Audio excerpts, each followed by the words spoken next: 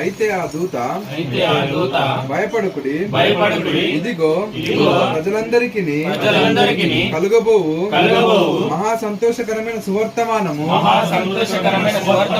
నేను మీకు తెలియజేయుచున్నాను.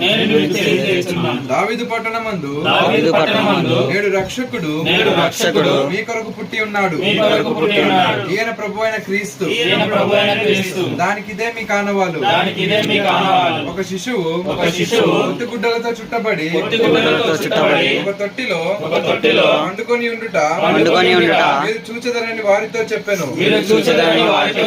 వెంటనే పరలోక సైన్య సమూహము ఆ దూతతో కూడా నుండి సర్వోన్నతమైన స్థలములలో దేవునికి మహిమయు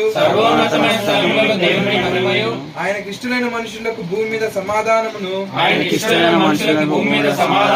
కలుగును గాక అని దేవుని స్తోత్రం.